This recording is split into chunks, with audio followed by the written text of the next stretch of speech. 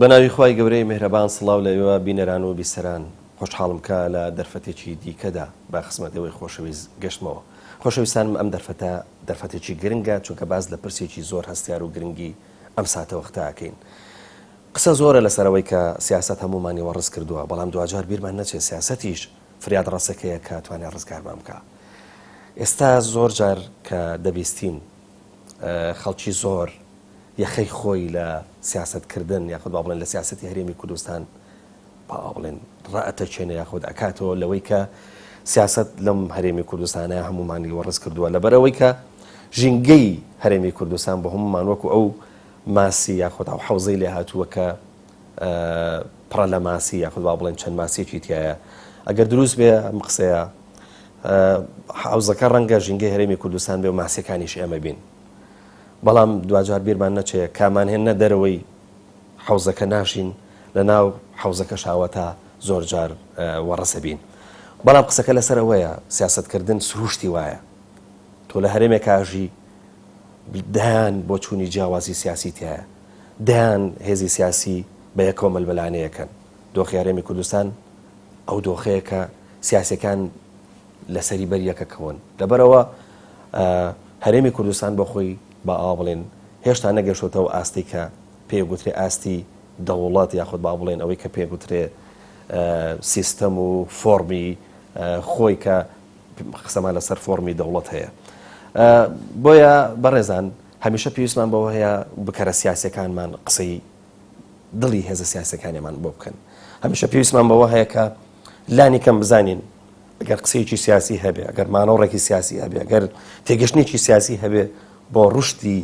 بیرکردنەوەی ئێمە پێویستە. لەبەرەوە هەمیشە دەبێت لە نزیکی سیاسەکانەوە سیاسەکان بدوێنین. من ئەم چاوپێکەوتنە لەگەڵ زۆر بەڕێز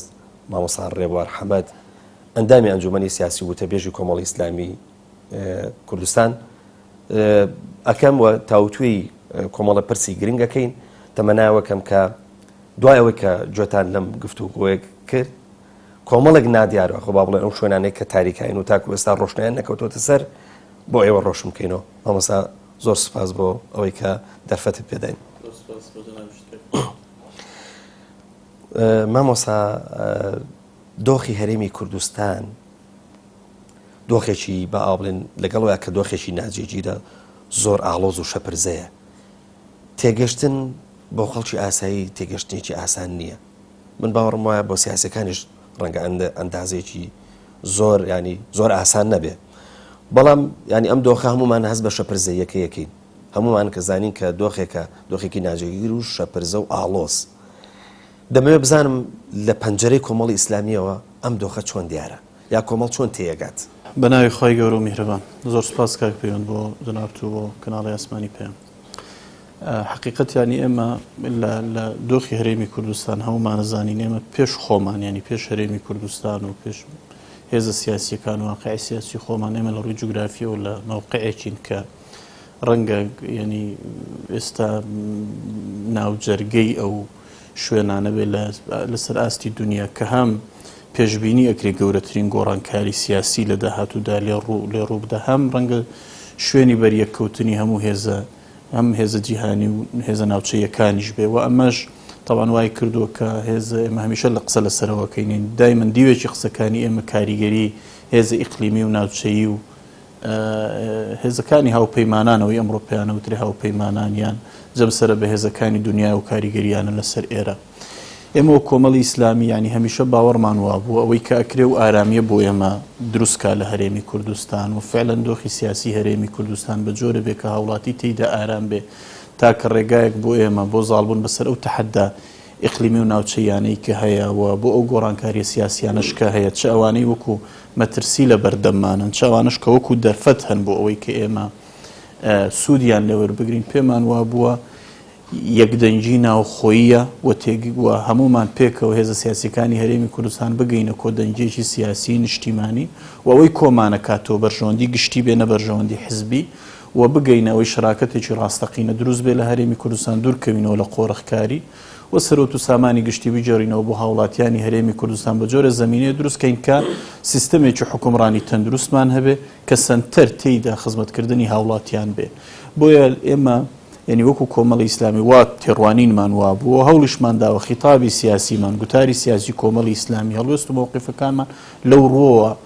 بخەینە ڕوو و باوەڕیشمان وایە بە نەتیجە ئەگەر ئێمە هێزە سیاسیەکان لە هەرێمی کوردستان نەگەینە ئەو کۆدەنجیە و بەو کۆدەنجەوە هەنگاونەنەی ڕەنگە زەرەری گەورە لە داهاتوی میلەتەکەمان بکرد. مامۆستا ڕێبوار دەگوترێ هێزە سیاسیەکانی ئێمە وەکو کۆمەڵێک سەری نەگونجا و کاڵێن لە مەنجەڵەکان ناکوڵێن ئاوان لێ هاتووە ئەم نەگونجانە یاخود ئەم ناتەباییە زیاتر پەیوەندی بە ناوخۆی خۆمانەوە هەیە ئەوە یاخود ئەوەی هێزە سیاسیەکان لەگەڵ یەکە هەڵ ناکەن یاخود کاریگەری هێزە ئیقلیمیەکان و با بڵێن هێزە دەریچەکانی زۆرتر لەسرە ئەم نەگونجانە هەموو کەسەستی پێکە ینی هیچ کەسێ نییە ئەمڕۆ شایەتی بۆ هەرێمی کوردستان بدا لەوەی کە دۆخی هەرێمی کوردستان دۆخێکی نۆرماڵ و ئاساییە هەموو کەس ئەمە ئازانێ بەڵام کە دینە سەر ئەوەی کە ئەم هێزە سیاسانە بەیەکەوە تەبابن ڕێ بکەونەوە جارێکی تر کە بێ هەرەمەش بکەن لە کۆتاییە زۆر قسە لەسەر ئەوە کرێ کە هەمویان پێیان خۆشە ڕێ بکەون هەر کەسێکیان ئەدوێنی حەز لە ڕێکەوتون و لە تەباییە کات بەڵام گرێکوێرەکە لەکوێیە چیە ناڵێ ئەو هێزەی کە گەورەترە لە بە ئاوا بڵێن لە بیرکردنەوەی هێزە سیاسیەکان دەستێکی بەهێزترە کە ناڵە هێزە سیاسیان ئێمە ڕێ بکەون زۆر جار تەبان ئەویسترێ وا وێنا بکرێ کامەی لە هەرێمی کوردستان هەیە ململانەیە لە نێوان کۆمەڵی هێز وەم زۆر جاریش ئەویستین کە هەندێک لە هێزەکانی دەرەوەی ئەم پێنج هێزەش وا وێناکەن کە ئەمە بەرەنجامی حکومڕانێتی ئەم پێنج هێزێ لە ماوەی 2 ساڵی ڕابرد و سێ بۆ زیاتر لە ئێمەکۆ نزیکە بینەوە لە خولی نوێی هەڵبژاردنەکان حقیقت کاک پەیوەند ئێمە گە دقیق لەسەر ئەم پرسیارەی جەنابەت بوەستین و سەیریکەین من پێم وانییە ئەوەی ئێستا لە هەرێمی کوردستان هەیە ململانێ بێ لە نێوان کۆمەڵی هێز و ئەم هێزانە نەگەن بە یەکتر ململانەیەک هەیە لە هەرێمی کوردستان جۆرێک لە حکومڕانی هەبووە کە ئەم حکومڕانیە دوو هێزی سیاسی لە هەرێمی کوردستان لە ماوەی 26 ساڵی ڕابردووە حکومڕانێتیان کردووە ئێستاش لە ئێستاشدا هاوسەنجی هێز لە نێوان ئەم دوو هێزش گۆڕاوە من ئەگەر ڕوون و ڕاشکاو قسە بکەم ململانەی لە هەرێمی کوردستان لە نێوان ئەم هێزانە ململانەیە کە لە پێناوی ئەوەی کە ئێمە بگەین بە سیستەمێکی حکومڕانی تەندروست و تێیدا خزمەتی هاوڵاتیان بکرێت ئەگەر ئێستا لە هەرێمی کوردستان پەرلەمانێکی کارە هەبێ حکوومەتێکە بێ کە حکوومەتێکی خزمەت گوزار بێ و خزمەتی هاوڵاتیانی بکە گەندەڵی من ناڵم هەرتیایە نەبێ بەس بە ڕێژەیەشی کەم گەندەڵی تیا بێ حکوومەتێک بێ لەسەر بنەمای کەفاعات دروست بوو بێت و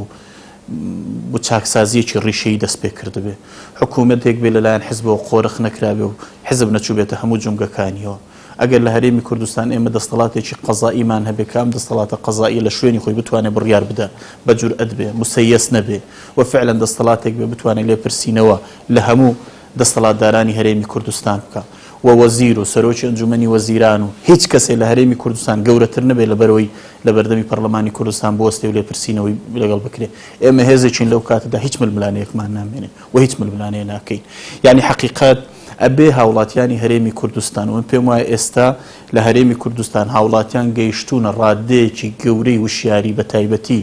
لە 4 ساڵی ڕابردووتری قۆناغی ئۆپۆزیسیۆن بوون و ئەم 4 ساڵی ئێستاش کە لی نزیکە بینەوە بۆ کۆتایی و ئەو چێبەرچێ سیاسی سەختەی لە هەرێمی کوردستان کە وەکو جەنابەت ئاماژەت کرد کە فعلەن هاوڵاتیانی ماندوو کردووە کە فعلەن هاوڵاتیانی وەڕست کردووە بەڵام ئەم قۆناغە جیلێکی تەواو وشیاریشی پێگەیاندووە نەوەیەکی تەواو وشیاری هێناوەتە سەر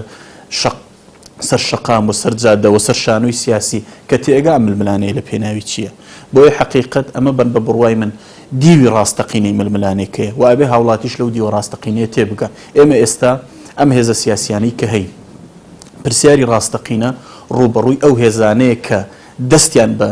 دەستەڵاتەوە گرتووە و احتیکاری هەموو جومگەکانیان کردووە و قۆرخی سامانی گشتیان کردووە و دامەزراوە شەرعی و یاساییەکانی ئەم وڵاتیان پەکخستووە و ئەوانە نایڵن ئەم وڵاتە لەسەر ڕێڕەوێکی تەندروست بڕوە و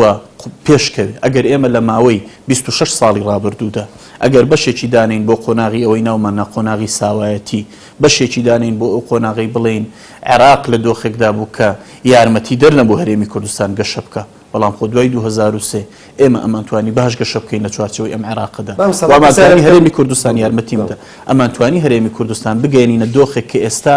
لانیکەم دوژمنەکانی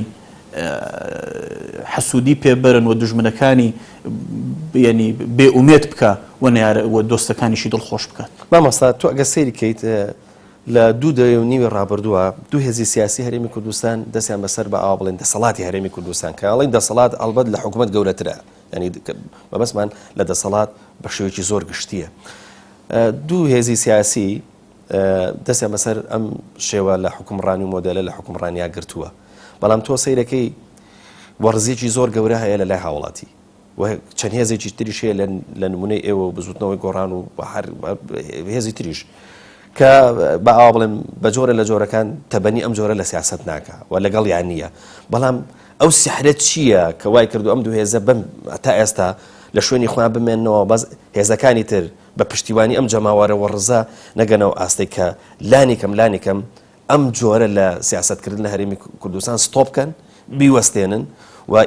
دەسەڵاتی سیاسی بە ئاوا بڵێن یا دەسەڵاتی ئەو دوو هێزە ئیجبار بکەن بەوەی کە ئیسلاحاتی سیاسی بکە و گوێ لە هێزەکانی تر بگرێ و ناچاری کا بەوەی کە ئەم جۆرە بە ئاوا بڵێن لە مۆدێلی سیاسی لانیکەم ڕابگرێ یاخود با بڵێن ئەم جۆرە لە مۆدێلی سیاسی بشکێت. یعنی ئەو بۆ نەکرا خۆ تۆ ئەگەر قسە لەسەرەوە بێ ئێستا جەنابەت وتت ئەگەر ئێمە پەرلەمانێکی کارامانە بێ ئەگەر حکوومەتێکی نازام چیمانە بێ ئێمە لە مرورێکی سەر جادەوە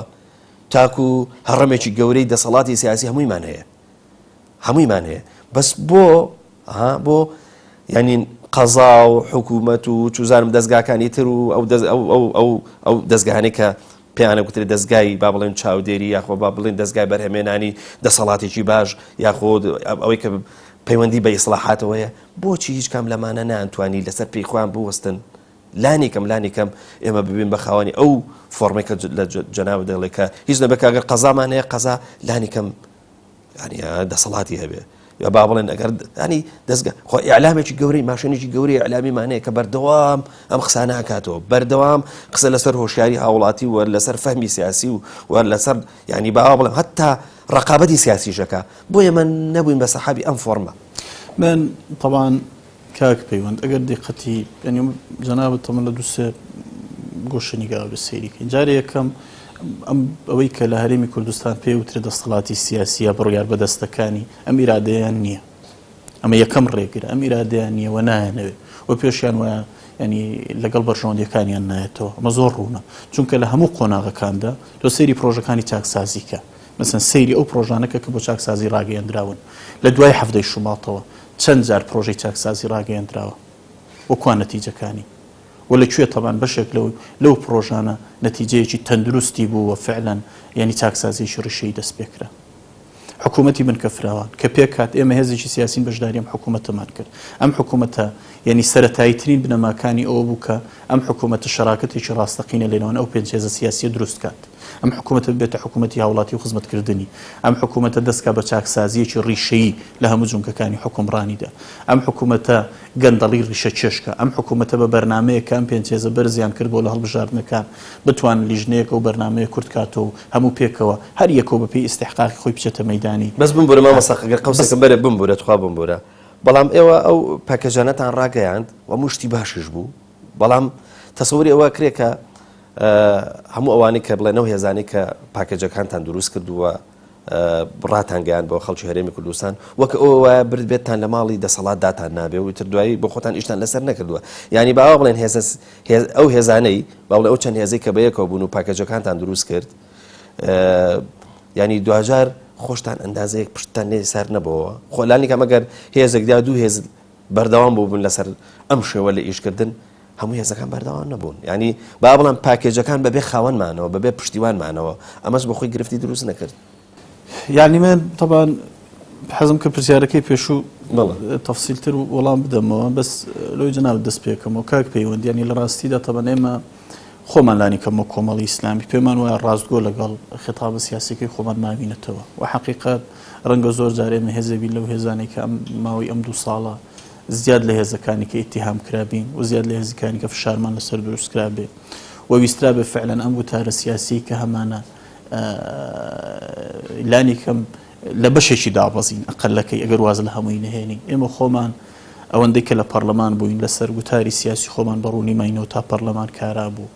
و ئەو کاتەش کە پەرلەمان لە کار کەوتووە خۆتە زانی ئێمە وەکو هێزێکی سیاسی بە گوتاری سیاسیمان چ لەسەر ئاستی پەرلەمانتاران چ لەسەر ئاستی سەرکردایەتی سیاسی کۆمەڵی ئیسلامی ئەو شوێنەمان بەباشی پڕکردوتەوە هەوڵماندا ئەو گوتارە بەڕوونی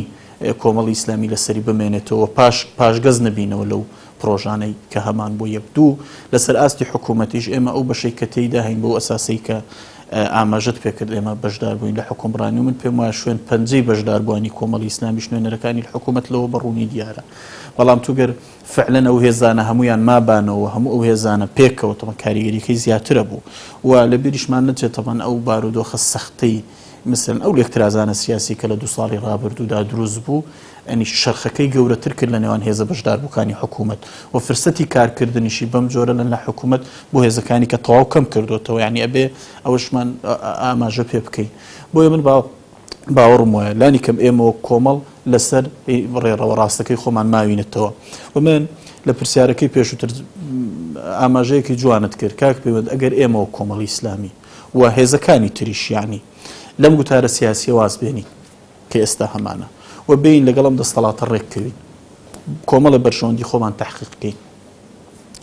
و فعلەن ئەم بەرکەوتنە سیاسیە لانی کەم لە بینی ئەم پێنج هێزە نەمێنێ هەلومەرجی هەرێمی کوردستان باشە بێ وە گوتاری ناڕەزایی کۆتایی دێنا بە تەکید خۆ ئەم ناڕەزایی کە ئێستا لەسەر ئاستی شەقام لەسەر ئاستی نخبەی سیاسی نخبەی ڕۆشنبیر لە هەرێمی کوردستان هەیە ئەو تێگەیشتنەی ئێستا بەشی گەورەی هاوڵاتیانی هەرێمی کوردستان بۆ حکومڕانی هەیەە ئەم تێگەیشتنە ئەگەر ئێمەش ئەم هێزانی کە ئێستا لە ساحەکەین پڕینەکەینەوە بە یەقینی هێزی تر دروستە بێ ئەمە پڕکاتەوە لەبەرەوە ئەمە گوتارێکە ئەبێ دەستەڵاتی سیاسی لەوە تێبگە بە ڕێککەوتنی لەگەڵ لایەنێکی سیاسی بۆ ڕازیکردنی ئەو لایەنە سیاسی کۆتایی نایە ئەبێ دەستەڵاتدارانی سیاسی لەو حقیقەت تێبگەن یەک ڕێگا هەیە ئەویش ڕێگای گۆڕانکاری ڕێژەیە و ڕێگای ئەو گۆڕانکاریە کە ئێمە ئێستا داوایەکەی و بە نەتیجە لایەنی کە داوایەکە بەڵام کۆتاییەکەی ئەوەیە لە بەرژەوەندی هاوڵاتیانە لە بەرژەوەندی ئەو هێزە سیاسیانە خۆیانە و ئەمە ڕێگای بەردەوامیدانە بەو حکومڕانێتی کە لە هەرێمی کوردستان هەیە و ئەو ڕێی ئێستا گیراوەتە بەر ڕێگای مردنە لە سیستەمی حکومڕانی زۆر باشە مامۆستا باسی با ئەوە بڵێم ئەو تێڕوانینە سیاسی شەکەم کە کۆمەڵی ئیسلامی هەیەی بەڵام بابە یەک پرسیاری تر لەم تەوەرەیە بکەم ئەوش ئەوەیە کە زۆر جار هێزە سیاسیەکان کە باز لە ئاساییکردنەوەی دۆخی هەرێمی کوردستانەکەن یا باس لە تەبایی سیاسیەکەن تێڕوانینیان ئەوەندەی کە لەسەر کاراکردنەوەی پەرلەمان و چاکسازی لە حکوومەت و هەتا دروستکردنی پاکێجەکانی لە ڕابردوشە بۆ حکوومەت و ئەوانە ینی ئەیسەلمێنێک کە ئەوەندەی تێڕوانینەکە لەسەر با ئاوا بڵێن لەسەر دام و دەستگا تشریعی و با بڵێن حکومی و کارژێڕەکانە ئەوەندە قسە لەسەر ئاشتەوایی سیاسی نییە ئێستا ئەزانین کە تۆرانێکی سیاسی هەیە لە ناو هێزە سیاسیەکان خۆگەر ئەم تۆرانە نەبێ ئەم عاجزیە نەبێ ئەم عاجزیە سیاسیە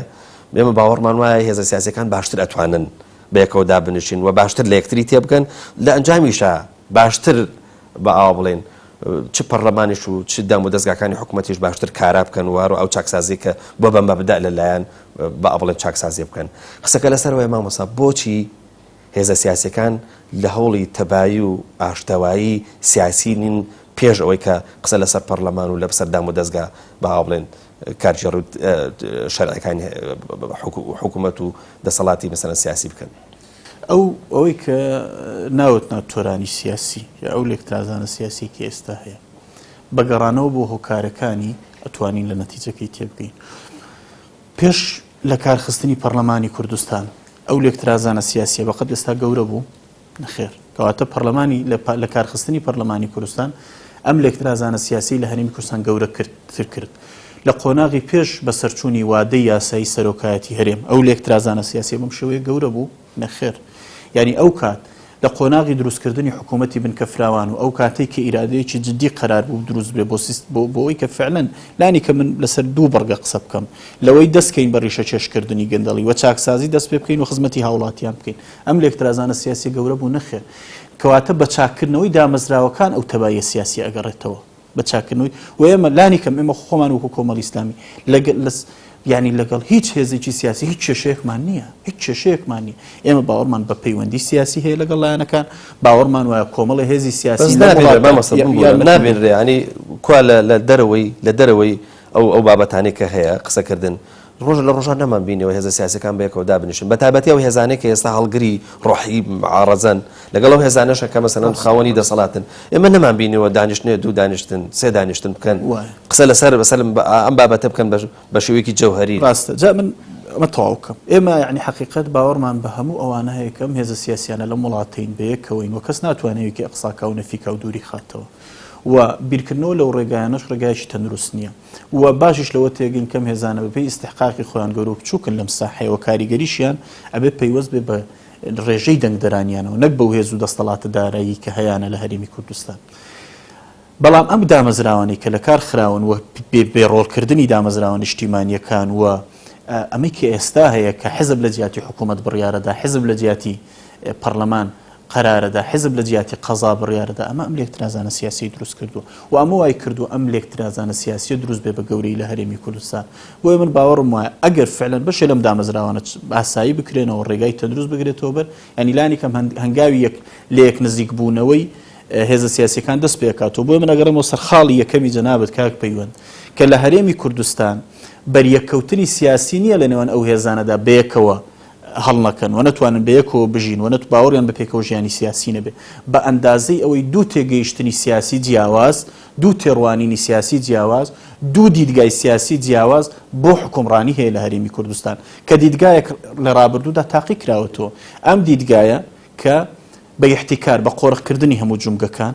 بە ئەوەی کە حزبی بردۆتە هەموو بەشەکانی حکوومەت ئەم دیدگایە کە ڕێزی لە دامەزراوە یاسایی و شەرعیەکانی وڵاتەکەی خۆی نەگرتووە ئەم دیدگایە کە نەیتوانی فعلەن لە ماوەی 26 ساڵی ڕابردوودا حکومڕانیەک دروستکە لە هەرێمی کوردستان کە ئێستا لانی کەم هاوڵاتیان لە ماڵەکەی خۆی دڵیان پێخۆش بێت جۆرێککە لە دیدگای ئێستا هەیە کە وردەوردە ئەم دیدگایە گەشاکە گەورە بێت تەسلیم نابێ و ئامادە نییە کە فعلەن مساومە بکە سازش بکە لە سەرخواستەکانی خۆی کە ئێوێ سیستەمێکی حکومڕانی تەندروست لە هەرێمی کوردستان دروست بێ کە فعلەن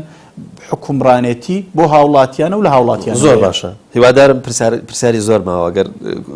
وەڵامەکانت کورتکەیتەوە سوپاس دەکەم با قسەی لەسەر ڕیفراندۆم بکەین قسە لەسەر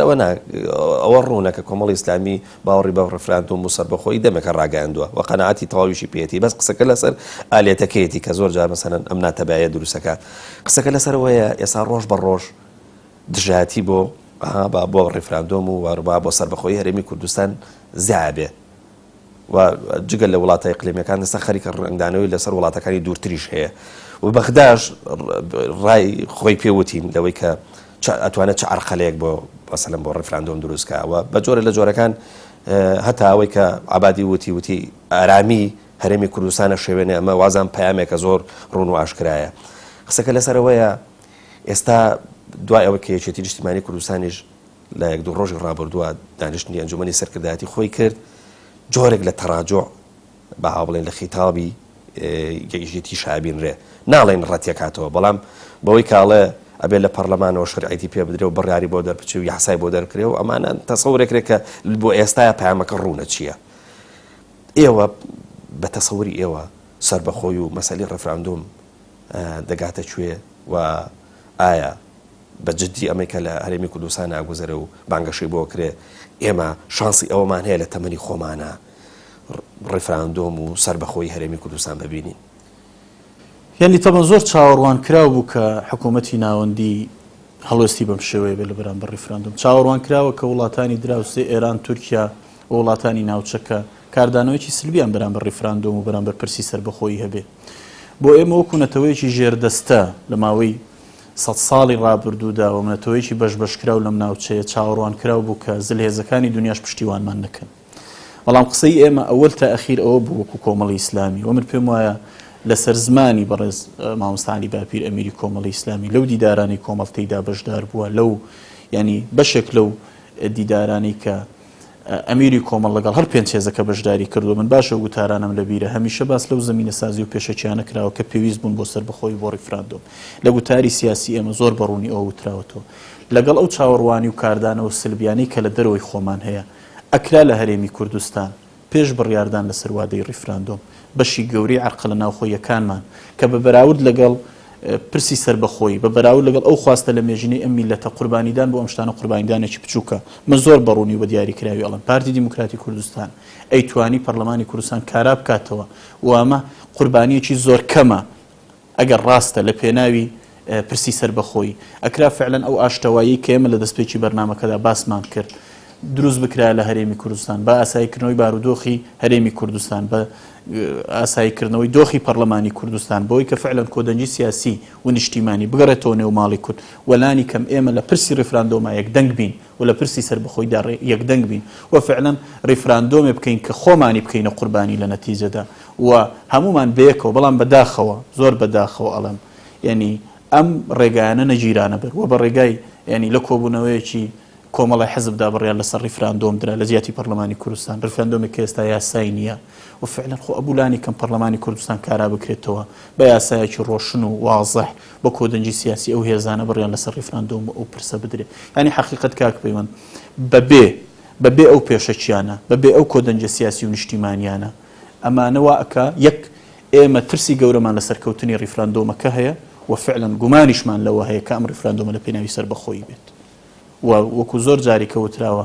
بەم پێشەچیانەی ئێستاوە گومانەکەین کە ئەمە کارتێکی فشار بێ و بەکار بهێنرێ ئەگەر ڕاست ئێمە بەرەو ڕیفراندۆم و بەرەو سەربەخۆی هەنگاوانین بەم پێشەچیانەوە کۆمەڵی ئیسلامی ئامادەی هەموو قوربانێکی تێدایە و من پێم وایە پێش هێزە سیاسیەکان هاوڵاتیانی هەرێمی کوردستان بەم پێشەچیانەوە هەموو قوربانیەکەدەن لە پێناوی سەربەخۆی مامۆستا پرسیارێکی ئەندازەیەک ستراتیژی لەم بابەتایەکەم ئەوش ئەوەیە کە بەئاو بڵێن باشوور بەڕاستی ینی کوردستانی باشوور لە 2.5 ڕابردوو کە شانسی زۆر گەورەیە لە دەستداوە بە تەسەوری ئێباوە دەیتوانی زۆر شتەیە کە بیکە زۆر شتەیە کە ئێستا باسێکە دەبووە لە ڕابردووە تێپەڕێنێ دەبووە ئێستا ئێمە خاوەنی دەوڵەت و فۆرمی زۆر تایبەتی خۆمان بووینە کە نەکرا چونکە بەدایان چانس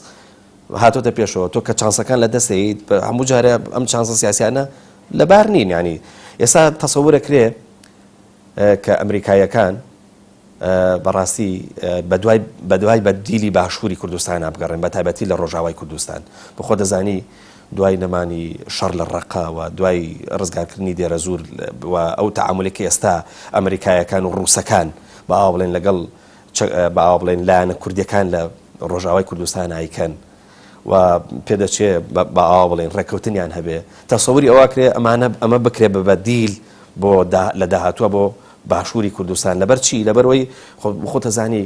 لە ڕۆژاواش نەوت هەیە کە بەرژەوەندی گەورەی بەئاو بڵێن هێزە گەورە نێودەوڵەتەکان لەوایە و ئەمە دەکرێت ڕەبت بێتەوە بە هێڵێکی ئاویەوە واروەها ئاسانکاریەکی گەورە لە ئەمە ئەمریکا بەدیلی بەندەری جیهانی تورکیە دۆزێتەوە بە جۆرە لە جۆرەکان بۆیە زۆر قسە لەسەر ئەوەیە لە داهاتووە ڕۆژاوای کوردستان ئەتوانێت بەدیلێکی زۆر بگونجاو و باشی باوا بڵێن کوردستانی باشوور بێ لانی کەم لە گرنگی پێدانە ئەوەی کە گرنگی بێ ئەوێدەن بە ئەوێ درێ ینی کوردستانی باشوور بخاتە دوای خۆیەوە مەگەر ئەمە خەتەرێک نێب لە بەردەم باشووری کوردستان لە بەردەم هێزە سیاسەکانە کە پەلە بکەن ئەو تەبایی کە جەنابەت باس دەکردووە ئەو بڕیارێک زۆر گرنگی کە ڕەنگە ئێستا چانسە کات بێتە پێشەوە بۆ ڕیفراندۆم بە بابەتی سەربەخۆیی تۆ پێدوانە دوچار ئەم چانسەش لە دەسەین بە دڵنیاییەوە ئێمە گەر زۆر واقعی بین و بە عاتفیانە بڕیار نەدەین لە خۆناغی لەگەڵ دروستبوونی سەرهەڵدانی گروپی تیرۆریستی داعش و هەمووشمان نەزانین کە پێشمەرگە ڕۆڵێکی میحوەری بینی و ئازایەتی پێشمەرگە و قوربانیدانی پێشمەرگە کورد و هەرێمی کوردستانی کردە سەنتەری شەڕی ڕوبەڕووبوونەوەی داعش ئەو کاتێک کە هێزەکانی هاوپەیمانان و ئەو کاتێک کە جەمسەرە کاریگەرەکانی دنیا هاتنە هەرێمی کوردستان و ئەو ڕۆژەی کە هەولێر لە ماوەی شەڕی داعشدا کاتێک کە هەولێر بوو بە سەنتەری وەزیرەکانی دەرەوە وەفدی وڵاتانی خاوەن بڕیار و خاوەن کاریگەری و سەرۆکەکانی دنیا کە هاتنە هەولێر چیان لە هەرێمی کوردستان بینی چیان بینی خۆ بڕیار بەدەستانی سیاسی و بزات دەسەڵاتدارانی سیاسی هەرێمی کوردستان کە دڵیان خۆشە بۆی کە هەولێر بوو بە سەنتەری ئەم هەموو وەفد و نوێنەری وڵاتان و سەفیر و وەزیر و سەرۆکی ئەنجومەنی وەزیران و سەرۆکی گەورەی وڵاتان و بەڵێ باشە ئەمانەمان هەمووی بینی هەمومان و زۆر جار لە هەندێک لە دەستگاکانی میدیا ئەمە وەکو دەسمایەکی گەورە بە هاوڵاتیانی هەرێمی کوردستانە فرۆشرایەوە ئەمان کە هاتن لە هەرێمی کوردستان پەرلەمانێکی لە کارخراویان بینی ئەمان کە هاتن لە هەرێمی کوردستان قۆڕخکاریەکی سیاسی گەورەیان بینی مامۆستا سەبارەت بە کۆمەڵی ئیسلامی هەڵوێستی کۆمەڵی ئیسلامی لە ئێستا ڕوون و ڕاشکا و دیارە و خەڵکی بینێت ئەو ڕابۆچوونانی کۆمەڵی ئیسلامی موقیفە سیاسیەکانی زۆر تەبانیە لەگەڵ با بڵێن ئەوەی کە پێگوترێت زۆرینە لە هەرێمی کوردستان ڕەنگە پرسیارەکە ئەوە بێ ئەمە عینادیەکی سیاسیە یاخود ئەمە ستراتیژێکە لای کۆمەڵی ئیسلامی و کۆمەڵی ئیسلامی شتێکی جیاوازترە بینێ بۆیە ئەوەی کە پێگوترێت زۆر لەگەڵ ئامانیە بەڵکو ڕای تایبەتی خۆی هەیە بەڵێ طبعاً ئەمە ڕەنگەی چێوێلە و پرسیارانی کە زۆرتر ینی جێی قسە لە سەرکردن بێ بەنسبەت ئێمە و کۆمەڵی ئیسلامی حقیقەت ئێمە ینی لە کاری سیاسی ئەسڵەن باوەڕمان بە عینادی نییە و پێمان وایە پێکەوەی و پێکەوە کارکردن و کاری هاوبەش و بێکەوە لە وڵاتێکدا ژیان ینی بە عینادی ئەسڵ ناکرێ وەکو من باسیشم کە سەرەتاش نەفیکردن و دوورخستنەوە ئەقساکردن و ناوبردنی یەکتر تاقی کراوەتەوە و نەتیجەی نەبووە نە ئەمانە استراتیژن لە پێناوی ئەوەی کە ئێمە بگەینەوەی کە ینی حقیقت لە هەرێمی کوردستان حزب ڕۆڵی خۆی ببینێ و حکوومەت ڕۆڵی خۆی ببینێ و پەرلەمان ڕۆڵی خۆی ببینێ و دامەزراوەکان ڕۆڵی خۆی قەزا ڕۆڵی خۆی ببینێ و دامەزراوەکانی تریشمان دامەزراوی نیشتیمانی بن هێزی پێشمەرگە و هەموو ئەو دامەزرانە بن دامەزراوی نیشتیمانی و ئێمە مجتەمەعێکمان هەبێت کە حکوومەت بێ و حزب بێەوە لە بەرامبەریشدا کۆمەڵی مەدەنیش ڕێکخراوی ڕۆڵی خۆی ببینێ ڕێکخراوەکانی کۆمەڵی مەدەنی ئەمە ئێمە هەڵوێستەکانمان لەو پێناوەدا حقیقت و لە پێناوی گەیشتنە بەمە ئیتر ئەمە ئەگەر هەندێک جار تەوەن بە وەکو باسم کرد ئیسرار و سووربوونی ئێمە بە عینادی بخوێنرێتەوە هەڵەیە ینی حقیقت سووربوونی ئێمە وەکو مەبدە و پرەنسیپە لەسەر هەڵوێستەکانمان و پێشمان وایە هەڵوێستەکانمان تەبان لەگەڵ خواستی خەڵک و جەماوەر تەبان لەگەڵ حتا لەگەڵ ینی قاعیدەی بەشێ لەو حیزبانەی کە لە دەسەڵاتیشدان بۆ چونکە هەموو هاوڵاتیەکی وشیارە زانێ هەموو هاوڵاتیەک کە بەرژەوەندی گشتی ڕەچاوکە ئەزانێ ئەم هەڵوێستانە وڵاتە گەێنێتە کەناری ئامان و ئەم هەڵوێستانش بەرژەوەندی هاوڵاتیان تحقیقەکان زۆر باشە مامەستا بەس ئەو موقیفانەی ئێوە زۆر جار هاوتەری بە یاخود با ئەوڵێن تەبایە لەگەڵ هێزێکی تر کە پێ کوتێ بزوتنەوەی گۆڕان ئەمەش زۆر جار لەلای هەندێک کەس واکەوێتەوە کە کۆمەڵی ئیسلامی زۆر سەربەخۆ نییە لە بڕیاردانە بەڵکو ینی بڵێن بە جۆرە لە جۆرەکان وشەیەک بەکارێنە من حەزم لە وشەیە نییە ینی وشەی پاشکۆیەتی و نازەم ئەلەم بابەتانە کەمە من بۆ هیچ هێزێکی سیاسی ئەمە بە گونجاو نازانم ئەم وشەی پاشکۆیە بەڵام قسەکە لەسەرەوەیە کە کۆمەڵی ئیسلامی ئەو بڕیارانەی با بڵێن بڕیاری خۆی نین یاخود با بڵێن زۆر سەربەخۆیانە نین بگەڕێنەوە سەرەتاکەی ئەم وڵاتانە لێرە لە 100 ساڵی ڕابردوودا ینی لە دوای سای کزبی کۆوە دروستبوونی ئەم وڵاتانی ئێستا هەن مۆدیلێکی سیاسی تێدا بووە کاک پەیوەند ئەو مۆدیلە سیاسیە بریتی بووە لە حزبی قائید و پاشکۆ واتە هەمیشە حزبێکە بۆ حزبی قائید بووە بەڵام کۆمەڵە بووکەڵی سیاسی دروست کردووە لە وڵاتدا ئەم بووکەڵە سیاسیانە بەس چەپڵیان بۆ حزبی قائید لێداوە لە هەرێمی کوردستانیش لە دوای ڕاپەڕینیشەوە جۆر بە جۆرە لە جۆرەکان ئەم مۆدیلە لە سیاست بە جۆرێکی ینی ئەگەر بچووکیش بێ هەندێک جار بوونی هەبوو هەندێک جار هەندێک دەرکەوتەی هەبووە واتە ئەم دەرکەوتەیە زۆر جار وای کردووە ویستویانە ئەمەش بە هاوڵاتیان بڵێن لە حزب بێ حزبێکە بێوانی تر پاشکۆ بن ئێمە وای نابینین و من ئەمە بە هەڵا ئازانم حزبێک لە بەروی کورسی کەمترە لەوی کە ئەو پاشکۆی ئەو بێ ئەو پێشکۆی ئەوی تر بێ ئێمە قەدەری ئێمە وایە کە 6 کورسیمان هەیە ئەم 6 کورسی ئێمە ئازانین هیچ چییە هی ئەو هەلومەرجەیە کە لە هەرێمی کوردستان هەبووە هی ئەوە بووە کە ئێمە هەمیشە هێزێکی سزادراو بووین هەمیشە ئێمە ینی خۆتەزانی ئینتیخابات لە هەرێمی کوردستان لەگەڵ ئەو تەزویرە زۆر و گزیە گەورەی کە لە هەڵبژاردنەکاندا هەبووە هەمیشەش دوو فاکتەری ئەساسی تەحەکومی بەسەر هەڵبژاردنەوە کردووە یەک هێز دوو تەطمیعی هاوڵاتیان و کڕینی ئیرادەیان و ئەمانە هەمووی یعنی لە هەڵبژاردنەکان دەرکەوتون ئێمە لەبەر ئەوەی کە خاوەنی 6 کورسین نابێ دەنگێکی دلێر بین نابێ هەڵوێستمان سەربەخۆ بێ ئەوان نییە ئێمە ئەگەر نەک 6 کورسیمان هەیە ئێستا 1 کورسیشمان هەبێ 2 کورسیشمان بێ هێزێکی سیاسی بێ کورسیش بین بە وەزیفەی خۆمان ێزانین وەک هێزێکی سیاسی هەڵوێستەکانمان تەبا بێ لەگەڵ بەرژەوەندیەکانی خەڵک و هەروەها هەڵوێستەکانمان ڕنگدانەوەی مەبادی و پرەنسیپەکانی خۆمان بە یارمەتی بدەن ئەم بابەتی ینی وەکو باسم کرد ئێمە هێزێکی سیاسی سەربەخۆین و ئەو قەناعەتانی کە هەمانە قەناعەتی خۆمانن ئەگەر بم تێگەیشتنەوە ئێمە لە هەرێمی کوردستان کێشەکان لە هەرێمی کوردستان کێشەکان وەکیەکن کێشەی پەرلەمانی کوردستانە کێشەی گوزەرانی هاوڵاتیانە کێشەی قەزایە کێشەی ئەو بابەتانەی کە من تۆ گفتوگۆمان کرد لەم کێشانە تو کێشەکان یەکن واتە ئاسایی قسەکانی شوکو یەک بن ئاسایی هەڵوێستەکانی شوکو یەک بن خۆمە لە یەک وڵاتەژین بۆیە طبیعیە دیدگای هاوبەش هەبێ بۆ چارەسەری کێشەکان ئەمە یەک دوو ئێمە هیچ شەرم لەوە ناکەین ئەگەر لەگەڵ هێزێکی سیاسی دیدگای هاوبەشمان هەبێ و هەندێک لە قۆناغەکان هاو هەڵوێست بین و تێڕوانینی هاوبەشمان هەبێ لە پێناوی گەیشتنی تحقیقی بەرژەوەندی هاوڵاتیان بەس بوارم بدە بام پرسیارەکە بە شێوەیەکی تر بکەم تۆ توانی درێژتر وەڵام بیتەوە لە هەرێمی کوردستانە لە 2.5 دقیقە ڕابردووە یەکێتی و پارتی بە دیاریکراوی شێوەیەک لە حکومڕانیان دروست کردووە مۆدێلێک لە حکومڕانیان کردووە کە ئەنەما دەسەڵات لە هەرێمی کوردستان بە کوڵک و پێستیەوە شەرعیەتی لای ئەوانە بەڵام ئەوان وەکو خێرە بەبێ هێزە سیاسەکانی بدەنەوە ئەم سیاسەتی خێرکردنە لە 2.5 دقیقە ڕابردووە زۆر سەربار بووە ینی زۆر دیار بووە هێزە سیاسەکانی تریش تەنانەت قبوڵیان کردووە بەڵام ئێستا تەسەووری ئەوە کرێ وەکو ستراتیژە کۆمەڵی ئیسلامی ئەوێ کۆتایی بەم شێوە لە مۆدێلی سیاسەتکردن بێنەوەی تر کەسی کە ینی کەسێک نەبێ بڵە کاکە من خێرەکەم و یەکێکی تریش بڵێ دەستپانەکەمەوە ینی کۆمەڵی ئیسلامی ئەوێ ئەم مۆدێلە لە سیاسەتکردن بگۆڕێ ینی بەشێک لە ئەو بۆچوونانەی کۆمەڵی ئیسلامی بەشێک لەوەی کە ناچێتە ناو هەموو کاوێکەوە هەموو کایەکەوە قسەکە لەسەرەوەیە کە ئێوە وەکو ستراتیژ پێتان وایە دەبێت ئەم مۆدێلە کۆتایی بێ و جۆرە مۆدێلێکی تر لە هەرێمی کوردستان بۆ سیاسەتکردن دروست بێ کەوەکو جەناب دەوتت شەرت نییە هێزێکی سیاسی چەند کورسێکی هەبێ بە جاری وایە خواسی جەماوەری لەسەر هێزە گەورەترە لە کورسەکانی پەرلەمانی بۆیە قسەکەم لەسەر ئەو مۆدێلە سیاسیە کە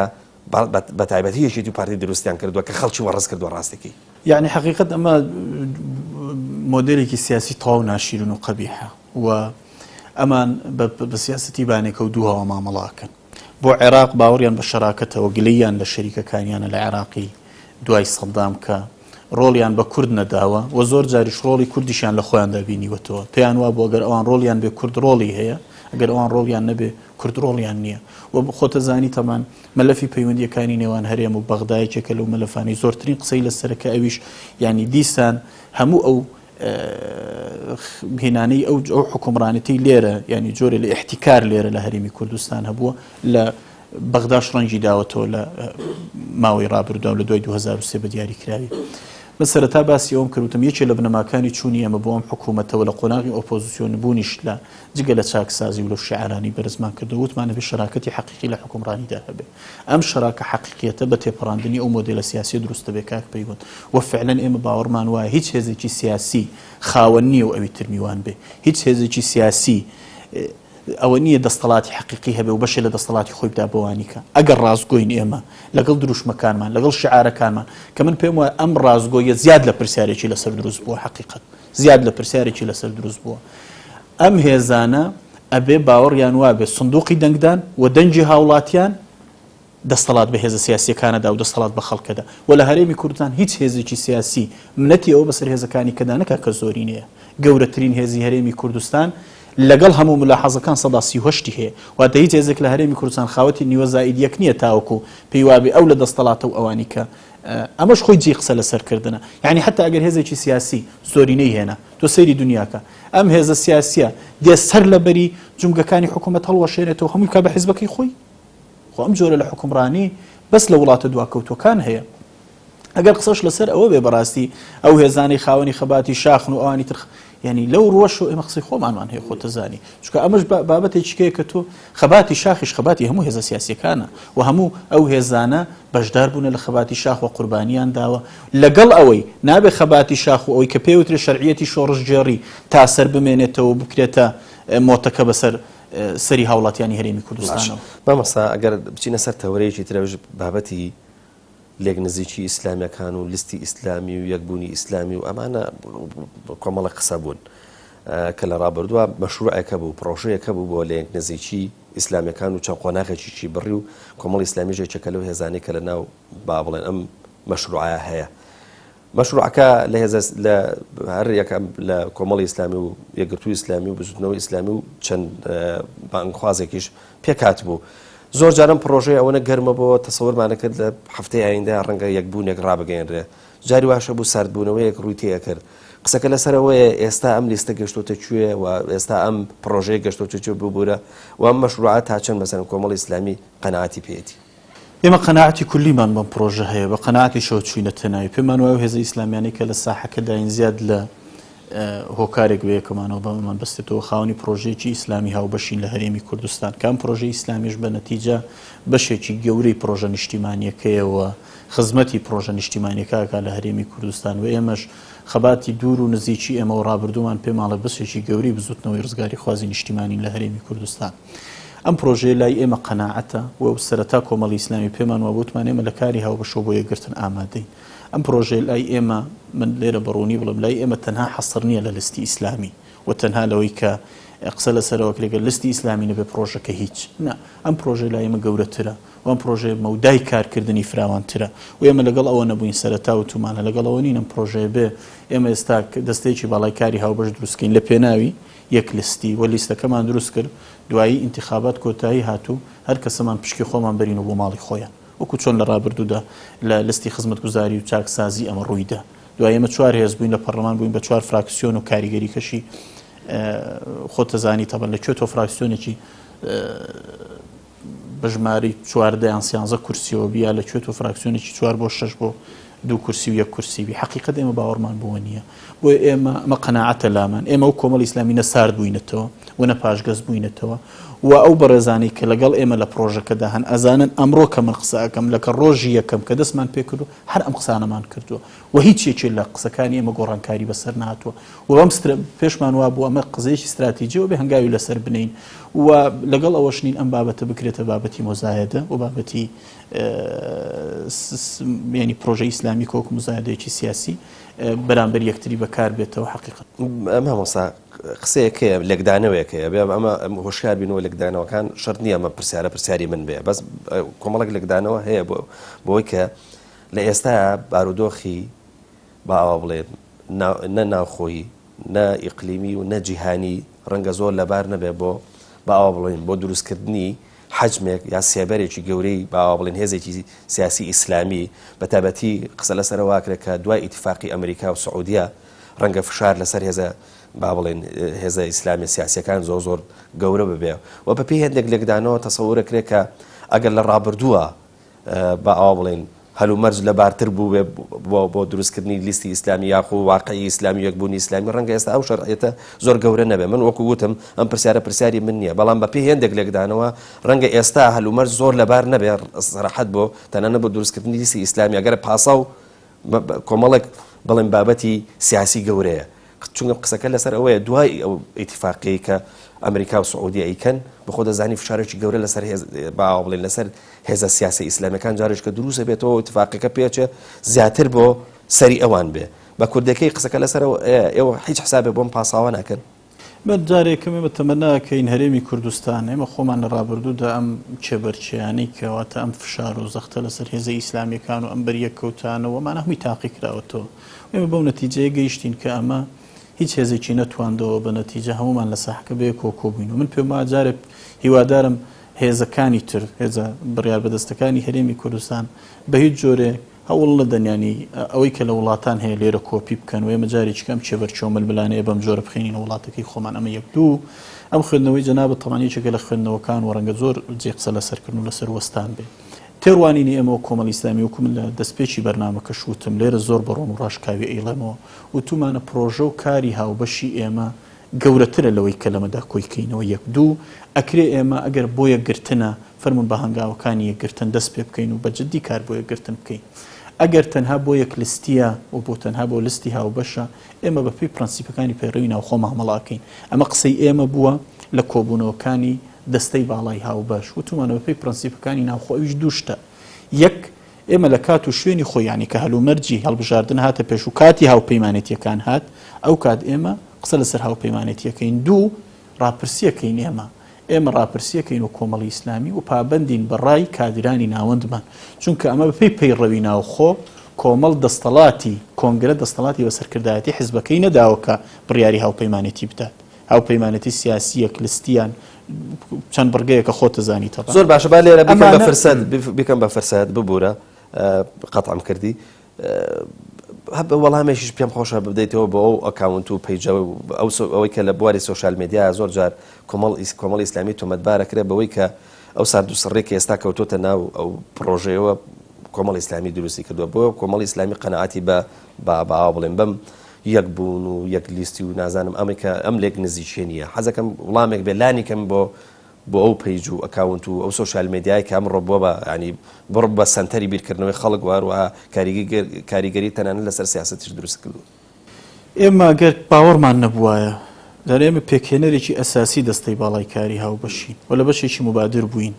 ینی لە بەشێکی مبادر بووین حتا لە تطبیع علاقات لەگەڵ بەشێ لەولایەنانە خۆتەزانی ئەگەر ئێمە باوەڕمان نەبووایە ناچوینە ناوەم دەستەی باڵای کاری هاوبەشەوە بێ کۆمەڵی ئیسلامیشم دەستەی باڵای کاری هاوبەشە خۆتە زانیا پێک ناهات یا زۆر ناقصە بوو ینی زۆر ناتەواوە بوو جارێ ئێمە بەخواستی خۆمان چوینەتە ناو کارە و هەموو ئەو هێز ئەوانەی کە کارمان لەگەڵکەن ئەگەر قسە تەنها لەسەر تۆمەتبارکردن بێ کاک پەیوەند بۆ ئێمە زۆر گرنگ نییە چکەمە زۆر باکمان بۆنی و قسەی خۆمانمان هەیە لەو ڕۆوە ئەگەریش قسە لەسەر حەقیقەت و ڕاستی بێ ئەزانن ئەو ڕۆژێک کە ئێمە دەستمان پێکردووە لەگەڵ ئەمڕۆیەک هەڵوێستمان هەیە و هیچ نەگۆڕاوە وەکو خۆمان هاتوین و پرۆژەی ئێمە پرۆژەیەکی مەکتوب و نووسرا و لای ئەوانی شێ و لای خۆشمان هەیە پرۆژەی کۆمەڵ بۆ ئەو پرۆژەیە چۆن بۆ ئەم پرۆژە هاوبەشانە چوینەتە ناو ئەم کارە و قەرار نییە لەم پرۆژەیەدا ئەجەندا هیچ کەسێ زاڵ بکرێ بەسەر ئەوی تردا حەقیقەت بۆیە ئێمە لەو ڕووەدا نەترسمان هەیە جارێ یەکەم ئێمە ئەم پرۆژەیە پێشەوەی وەڵامی تۆمەتی پێ بدەینەوە ئەوەی کە تۆمەت دروستەکە و پێشەوەی قسە لەسەر ئەو تێڕوانی نەش بکەین کە ینی لای بەشێ لە چاودێرانی حاڵەتی ئیسلامی لە هەرێمی کوردستان بوو ئەمە لای ئێمە قەناعەتێکی دینیە ئێمە باوەڕمان وایە یەکگرتن و یەکبوون خواستێکە کە خۆی پەروەردگار داوای لێ کردووی ئەمە واجبێکی شەرعیە و ئەرچێکی ئیسلامی ئێمە و لەمڕۆ ئێمە هیچ ساردیەک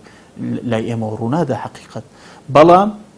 استراتیج بێ و شتێکی نەگۆڕ بێ و ئەو پرەنسیپانە بن کە هەمومان باوەڕوان پێێتی و کۆمانەکاتەوە من یەکشت بیری جەنابتە خەمەوە بووی لێرشەوە هەموو بینەرانی کەناڵی ئاسمانی پێیان ئێمە وتمان و کۆمەڵی ئیسلامی وتمان فەرمون بە هەڵوێستە سیاسیەکانمان یەکخەین لە هەرێمی کوردستان ئەم وەزع سیاسی ئێستا هەیە لە هەرێمی کوردستان ئێمە سێ هێزی سیاسین وەرن هەنگاوی یەکەم هەڵوێستە سیاسیەکانمان یەکخەین با لە هەمبەر کێشەکان لە بەرامبەر مەسەلەی پەرلەمانی کوردستان لە مەسەلەی پرسی ڕیفراندۆم و پێشەچیەکانی لە مەسەلەی گوزەرانی هاوڵاتیان لەو کێشە سیاسیانەی لە هەرێمی کوردستانە با ئەمە یەک هەڵوێستی سیاسیمان هەبێ بە یەک دیدگای سیاسی هاوبەش لە ساحەکە بین حقیقات ئێمە و کۆمەڵی ئیسلامی قەناعەتی تەواومان بۆ بوو بە هەڵوێستی سیاسی هاوبەش ئەم جیاوازیانە کەمەکەینەوە و ئاسانتر ئەتوانین بگەین بە قەرارە هاوبەشەکە زۆر باشە مامۆستا لە پەراوێزی با بڵێن ئەم چاوپێکەوتنێ چون کاتەکەم تەواو بوو هیوادارم تۆش بە گوشراوی وەڵام ببیتەوە ئەوەیە کە هەواڵێک یاخود با بڵێن خەبەرێکی پشتڕست نەکراوە هەیە بەوەی کە کۆمەڵی ئیسلامی با بڵێن لیستی ئیسلامی ڕەتەکاتەوە بەڵام لەگەڵ بزوتنەوەی ئیسلامی خەریکی دروستکردن لیستێکە ئەم هەواڵە بڵاو بۆتەوە بەڵام تا چەند ئەم هەواڵە با بڵێن ئەسڵی هەیەوە بە دروستی ئێوە لیستی ئیسلامیەکەتان ڕەت کردوێتەوە بەڵام لەگەڵ بزوتنەوەی گۆڕانە خەریکی دروستکردن لیستێکن ئەو معلومەیەکی تەواو ناڕاستە و من هیوادارم تەبەن بۆ هەموو دەستگا میدیاییەکان یعنی کە شتێوەکو زانیاری بە هاوڵاتیان ئەڵێن یعنی دڵنیابن لە سەرچاوی زانیاریەکانیان و ڕێگە نەدەن کەناڵەکانیان بۆ هەندێک مەسەلە مەرامی سیاسی بەکار بهێندرێکەوە بەداخەوە عیبەیەکی گەورەیە یعنی بەڕاستی عیبەیەکی گەورەیە ئێمە یەکەم من باسم کردم کاری لیستی هاوبەش ڕۆژانە کۆمەڵی ئیسلامی لەسەر لیستی ئیسلامی ئەو پرسانە قسە ئەکا ئێمە وتومانە ئێمە ئێستا لە کار و پرۆژەیەکی هاوبەش بە یەکەوەی مەسەلەی لیستی ئیسلامی لای ئێمە بە پێی پرەنسیپ و پەیڕۆکانی ناوخۆ مامەڵی لەگەڵەکەی دوای جژن کۆبینەوە لەگەڵ یەکگرتووی ئیسلامی و لەگەڵ بزوتنەوەی ئیسلامی بە بەشداری ڕێکخراوەکان و لەوێ گفتوگۆ ئەەکەین و ئەم دەستەی باڵای کاری هاوبەش کارەکانی بەردەوامەوە لێ قسەی خۆمان بەڕوونی ئەەکەین و ئەم جارێک کە ئێڵەمەوە بەڕوونی هەڵوێستی ئێمە بۆ چوونمان بۆ بەشداریمان یا بۆ پێکهێنانی لیستی ئیسلامی و پێکنەهێنانی خازعە بۆ بڕیاری کادرانی ناوەندی کۆمەڵی ئیسلامی یەک دوو بەنسبەت ئەوەی کە لەسەر لستی گۆڕا لەسەر ئێمە و گۆڕان و تراوە ئەسڵ و ئەساسی نیە حەقیقات زانیاریکی تەواو ناڕاستە تۆ باست کردێمە لەگەڵ بزوتنەوەی گۆڕان دوو هێزی سیاسی سەر بەخۆین لێک تێگەیشتنی سیاسیمان هەیە ڕەنگە لە کۆمەڵە قۆناغدا هاو هەڵوێستیمان هەبێ کاری ئاساییە کۆبوونەوەمان بووە کۆبوونەوەمانە بێ لە داهاتوشدا و ئەمە کارێکی سروشتیە بەڵام بە هیچ شێوەیەک نە لەلایەن ئێمەوە و نە لەلایەن بزوتنەوەی گۆڕانەوە پێشنیار قسە لەسەر لیستی هاوبەش تا ئێرە نەکراوە و هیچ زانیاریەکی لەو ڕووەوە هەر زانیاریەک لەو ڕوو وەکو زانیاری بووترێ من لێرەوە بۆ هەموو لایەکێڵم بۆ ئەو دەستگا ڕاگەاندنش کە وڵاوی کردوڵم زانیاری نادروست و ناڕاستە. باشە زۆر بەڕێز مامۆستا ڕێبوار حەمەد ئەندامی ئەنجومەنی سیاسی و وتەبێژی کۆمەڵی ئیسلامی سوپاس دەکەین سوپاس بۆ ئەو کاتێک کە جەنابەت داد بە ئێمە واروها وەڵامی پرسیارەکانی ئێمە دایەوە. بەڵام خۆشەویستان هیوادارم کۆمەڵێک وەڵامتان دەستکەوت بێ کە تەژیتان کا بە زانیاری و بۆ مەعلوماتی کە بە شوێنی ئاگەڕێن لە کۆتاییە ڕێز و واروها پێزانینی خۆم ئاڕاستی ئێواکەم کە توانیتان تاکو ئێستا بە دیار بەرنامەکەمانەوە دابنیشن تاکو بەیەگەشتنەوە دیدارێکی دیکەی تایبەت هەمووتان بەخوای گەورە ئەسپێرم خواتان لەگەڵ.